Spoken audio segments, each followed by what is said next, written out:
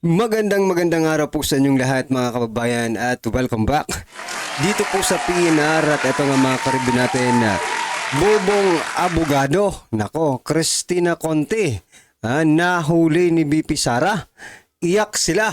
Yan mga kababayan, patungkol po riyan ang ating alamin at bibigyan ng komento ngayong araw na ito. Pero bago pong lahat, kung bago ka pa lang at di pa po nakapag-subscribe yan sa ating munting channel, please don't forget to subscribe at palike na rin po ng video ito. Maraming salamat po at eto na nga, simulan na po natin to. Sawalaan bayan ko sa magnanakaw na tao.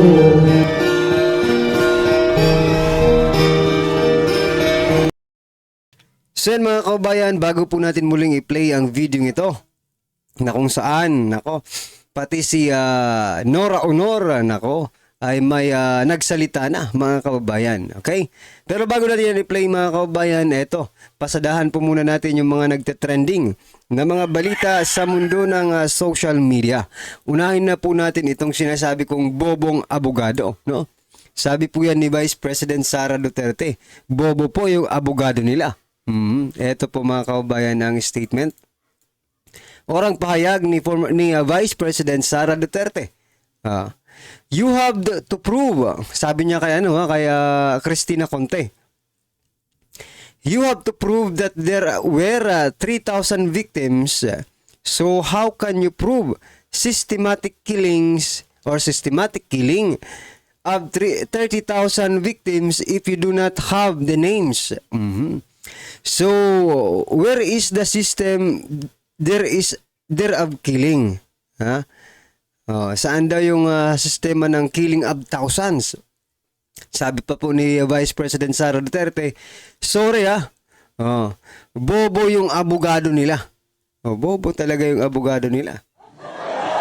Isipin mo, maghasampa ng kaso, walang mga pangalan, 30,000 pa yung nagrereklamo. Di ba? Sabi naman po, sinagot ni Cristina Conte, mga kabayan.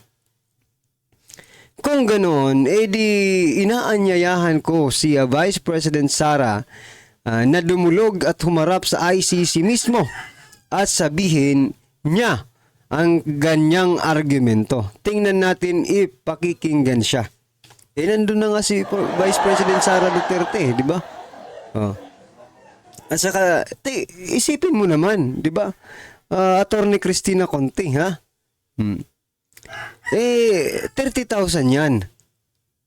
Tapos walang mga pangalan. Dapat may mga pangalan yan. Imposible naman. Diba? Kasi po ang nandoon po sa ICC, 43 lang yata yun. Na extrajudicial killing di umano. Ito po, galing po ito sa News 5 mga kabayan 8 hours ago. Question ni Vice President Sara Duterte ang sinasabing 30,000 bilang ng mga biktima ng drug war sa administrasyon sa kanyang ama na si dating Pangulong Rodrigo Duterte. Sinabi ng Vice Presidente hindi mapapatunayan ang sistematikong pagpatay kung hindi nila matutukoy ang mga biktima. Tama naman. Bilang tugon, hinamon ni Attorney Cristina Conte, Assistant to Counsel ng ICC, si Vice President Sara Duterte na humarap sa ICC at ipresenta ang kanyang argumento. Kung pwede ba yun? Kasi talagang gagawin yun ni Vice President Sara Duterte, di ba? Even, di ba? Naisip na siguro rin yan ng lead ng council ni former President Duterte, di ba? Isipin mo 30,000 tapos yung nakalagay sa ICC warrant 43 lang. Di ba? Talagang mayroong mayroong kalokohang nangyayari mga kababayan. Kasi biruin mo for example, ikaw si former President Duterte. Kakasuhan kanila ng 30,000 na mga biktima di umano ng extrajudicial killings. Pero hindi mo alam yung mga pangalan. Paano yan? Diba? Well, anyway, mga karibin natin, ang gusto ko lang i-point out dito, yung sinasabi ni Vice President Sara Duterte na, sorry, bobo yung abogado nila. Mukhang ganun na nga ang lumalabas dito mga kababayan. Bobo nga talaga abogado ng ICC. Ha? Assistant to Counsel Attorney Cristina Conte. Ha? Ano po ang inyong opinion dyan? I-comment nyo na lang po at eto pa. Etong matindi. Ha? Di ba kanina 30,000? Ito naman po, sinasabi po dito sa balitang ito, not all families of AJK victims may be called in Roddy Duterte's ICC trial. Ha? Sino yung mga nagrereklamo? Kung hindi lahat ng biktima ng AJK ay itatawagin dyan sa... Tawagin nyo lahat. Karapatan nila yan eh. Di ba? Ipinaglalaban nyo po ang kanilang karapatan. Karapatan po nila na makapag-attend dyan sa ICC na yan. 30,000 po yan sinasabi ninyo ha. Huwag nyong babawasan at huwag nyong dadagdagan. 30,000 mga kababayan. Dalhin nyo yan sa ICC lahat. Ha? Hindi pwede yung ilan lang ang pupunta doon. No? Kasi tingnan nyo ha. For example, 30,000. Tapos may 50,000 na hindi alam yung mga isasagot sa mga itatanong sa kanila. Diba? O di malaking bagay pa rin yun. Paano namatay? Kailan namatay? Just to confirm. Yeah? To confirm that they were talagang AJK victims. Baka kasi mamaya ganito ang mangyari mga kababayan. Ito. Baka kasi ganito ang mangyari. Attorney Cristina Conte, dinipensahan si Aling Sheila at iba pang biktima. Si Aling Sheila po mga kababayan, yung po yung aling namatayan no ng anak. Na sinasabi naman ng kanilang kapitbahay 2024 namatay ang kanyang anak. Hindi sa war on drugs. Ito papakinggan po natin itong hindi ko alam pagtatanggol no ni Attorney Cristina Conte mga kababayan. Alan Sheila has been used by the as part of the narrative that the EJK victims are fake. They even use the term Talim EJK or planted EJK victims to diminish the victimhood of these people.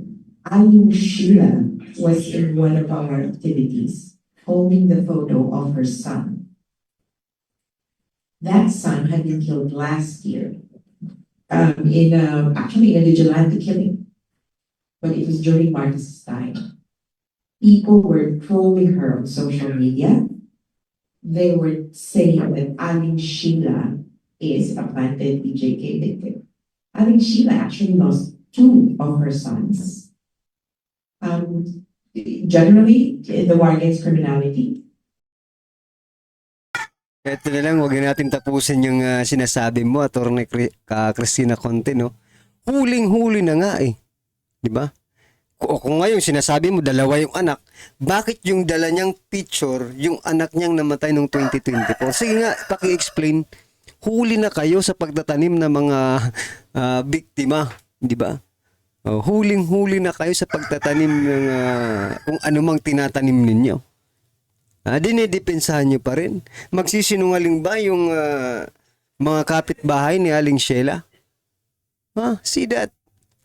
Ginagawa nyo pang ob-ob, ginagawa nyo pang bobo, tanga. Ang taong bayan. Where in fact, mga kababayan, huling-huli na po sila. At hindi lang po si Aling Sheila ang gumawa. Marami pang iba. Yung isa nga, doktor, di ba? Yung kanyang ama. Ginamit yung picture. Ay nako, huli na kayo. Ibig sabihin lang yan mga kababayan. Wala sila, naghahanap pa rin sila hanggang ngayon ng 30,000 victims mga kababayan. Kasi nga, sabi nga kanina ni Vice President Sara Duterte, pangalanan nyo. Hindi nila pinangangalanan. Eto, nabisto pa natin na di ba nagtatanim nga sila ng mga AJK victims, di ba no? Yan ang ibig sabihin yan. Hanggang ngayon, wala pa rin kayong 30,000 na biktima. Kinakalap nyo pa. Di ba? Isa-isang ang balita na yung na-share ko rin dito sa ating channel, sabi niya she is encouraging no those alleged AJK victims na magbigay na ng kanilang mga testimonya. Tingnan nyo na yan mga kababayan. They already concluded 30,000 plus AJK victims where in fact wala pa namang testimonya pala yung mga 30,000 na yan. Niloloko nyo ba ang taong bayan? Niloloko nyo ba ang mga Pilipino? Ha? Kaya nga Ha? Kaya nga hindi ninyo mapatunayan dito sa Pilipinas, sa korte ng Pilipinas. Ha? Dahil alam mismo ng korte ng Pilipinas kung ano ang nangyayari. Sa bagay, pwede nyong mauto yung ICC kasi hindi sila nakatira dito sa Pilipinas. Kung ano ang sabihin ninyo doon, yun ang paniniwalaan nila. Pero yung mga huwis natin dito, iba po ang kanilang paniniwalaan. Bakit? Maybe sila mismo na-experience nila kung gaano kaganda ang war on drugs ni former President Duterte. Kaya sige lang, punta na kayo sa ICC mga kababayan. Nako po. Huli na. Nagpapalusot pa si Aling Cristina. Yeah? So ito pa mga kababayan, ito naman isang doktor. Yan ito po yung page niya po mga kababayan. Bisitahin nyo na lang Sabi niya po kasi dito, siya po Gabay sa Kalusugan, Dr. Gary C. Nag-post po siya noong March 28. Ito po ang kanyang post mga kababayan. At nasa picture po natin si PBBM. Kasi ito po ang sabi ng ating doktor. Sabi niya, more than 30 years na akong doktor at pag makita ko ang pasyente, more or less masasabi ko kung may something wrong o may health concern na dapat bigyan ng pansin ito. Sana magpa-executive check-up ang ating mahal na Pangulo. Nako. Dr. Gary C. Ibig mo bang sabihin ay may sakit ang ating PBBM? Kasi sabi niya, isang tingin niya pa lang may something wrong na. Ito, doktor for more than 30 years mga kababayan. Hindi tayo doktor pero siya, alam niya ang kanyang trabaho. Diba? Kung ikaw ay lawyer, siguro ko, if you are a lawyer for more than 30 years, alam mo na kung anong pasikot-sikot gagawin sa mga kaso-kaso. Gaya rin ninyo, itong si Dr. Gary C, more than 30 years na pong doktor at alam niya, unang tingin pa lang may diferensya talaga. Tayo mga kababayan, tayo mga hindi doktor, tayo mga ordinaryong Pilipino, unang tingin ninyo, what is your expression? Dito po kaya, first impression pala. What is your first impression dito kay PBBM, no? Sa pagmumukha niya. May something wrong ba? Or something yes? Di ba? Anyway mga karibin natin, ano po ang inyong opinion dyan? I-comment nyo na lang po. Nako po, talagang eto, wala tayong magagawa dyan. Doktor po ang nagsasabi. Hindi naman ordinaryong mamamayan yan. Isa pang doktor ang nagsasabi nga may something wrong nga. I-comment nyo na lang po ang inyong opinion at eto na, pasadahan po natin itong si Nora Honor, nagsalita na. Eto mga kababayan, pakinggan po natin. Pag-usapan natin itong post ni Miss Nora Honor, ang nag-iisang, anong tawag sa kanya? Superstar? Ako, Makanora Honor ako. Nung Nora Vilma, Nora Honor kasi ang kapatid kong babae, Makanora, kayo Makanora na rin ako. Ito, may post siya, sinabay niya itong birthday ni Tatay Digong, nag-greet siya ng happy birthday sa post. Kaya lang, pinasalamatan niya si Tatay Digong sa paggawad sa kanya ng National Artist Award. Kasi panahon ng Pinoy administration, palaging dinidisapprove ang award. Pagdating ni Tatay Digong bago siya bumaba sa pwesto, talagang ibinigay niya ang National Artist Award kay Miss Nora Honor. At sabi ni nag-iisang superstar, hindi ko makakalimutan. Tinatanaw niyang utang na loob. Kaya ngayon, nasa mahirap na kalagayan si Tatay Digong, pinapalakas niya ang loob. Napakaganda itong post na ito. It was shared by Lance Kurt Zimmerman Duterte sinare niya 32 minutes ago, ito na yung post ni Superstar Nora Honor. Ngayong March 28, 2025 ay araw po na napaka-special para sa ating minamahal former President Rodrigo Roa Duterte. Nais ko lamang po siyang batiin sa kanyang kaarawan. Happy 80th birthday po, Tatay Digong. Sa araw po ng iyong kaarawan, hangad po naming lahat na nagmamahal sa inyo. Bigyan po kayo ng buong may kapal ng katatagan ng loob.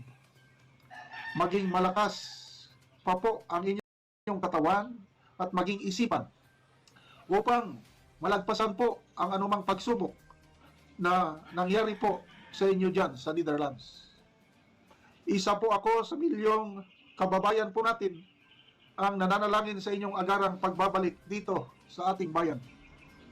Isa rin po ako sa mga nalulungkot dahil sa nangyari sa inyo.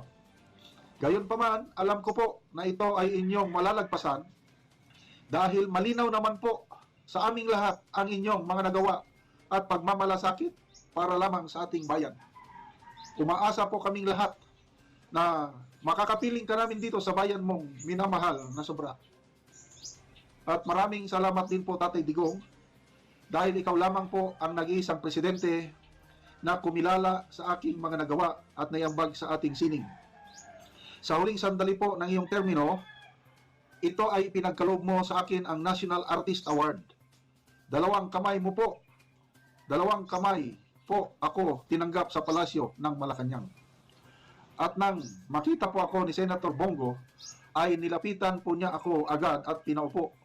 Hindi po niya ako iniwan at talagang inalalayan po niya ako. Kahit may mga kausap ka po, ay talagang binigyan mo ako ng oras na harapin. Pumunta po ako sa Malacanang para personal na humihingi ng pasensya dahil sa una pong pagbibigay ng award ay nasa hospital po ako. Kaya pag kalabas po ng hospital, binigyan mo ako ng chance para personal po kitang mapasalamatan. Ito po ay habang buhay kong tatanawin na malaking utang na loob sa inyo. So yan mga kabayan, Nora Honor, no? Nagpapasalamat kay former President Duterte. Alam niyo po, habang pinakikinggan ko yung sinasabi ni General Macanas kanina, no? Bigla ko lang naisip that we can compare former President Duterte to those heroes, no? Na nagbuwis ng buhay. Although he is a living hero, no? Natin si former President. Pero kasi, you know, iba mga hero, yung mga bayani natin, meron talagang mga tao na nagtatrahidor sa kanila. Pinagtrahidoran sila, kaya sila nasawi, mga kababayan, no? Nang mas maaga. Sa atin naman ngayon, sa pangyayari po kay former President Duterte, ang hirap nga lang po dito kasi mismong gobyerno ang nagtrahidor sa kanya, no? Trinahidor siya, pinagkanulo, sa mga banyaga para litisin, no? Tapos todo pa rin sila sa pagdedepensa that our justice system is working. But then again, tinapon po nila na parang basura si former President Duterte na para bang walang hindi pag-aari ng Pilipinas, no? At hindi naglingkod sa Pilipinas. Yun yung masakit dun eh. Naglingkod ka na nga sa Pilipinas, ginawa mo na ang lahat ng makakaya mo para tulungan ang mga ordinaryong Pilipino, no? Ginawa mo na para maging progressive yung Pilipinas, ikaw pa ang tatrahidor ng ganito, no? What if one day, no? Ito lang, opinion lang naman natin ito, mga kababayan, no? What if one day mabaliktad ang mundo at mga Marcos naman ulit ang may pagdaanan na something ganito? Tutulong din ba kaya? Or magpapakita rin ba ng suporta ang mga Pilipino sa buong mundo sa mga Marcos kung sakasakaling ganito rin ang mangyari sa kanila? Pero I think it is very different sa kalagayan ngayon ni former President Duterte. Kasi ang posible naman ikaso sa kanila pag nanakaw. Magnanakaw kasi ang gobyerno ngayon eh. Di ba? Kapag kayo po ay kinasuhan ng pagnanakaw, huwag po kayo magtatago sa ibang bansa. Dito po harapin po ninyo kasi kami po ay naniniwala. Kaming mga ordinaryong Pilipino ay naniniwala sa justice system ng ating bansa. Kapag kayo po ay kasuhan ng pagnanakaw sa kaban ng bayan, harapin nyo po dito sa Pilipinas. Huwag po ICC hindi po yung kriminal Ngayon naman mga karibin natin, ano po ang inyong opinion, reaksyon patungkol po sa video ito, i-comment lang po sa baba. Para at least alam po natin mga kababayan ng inyong opinion. Maraming salamat po. Please don't forget to like the video. Maraming salamat po. Sawaya ang bayan ko sa magnanakaw na tao.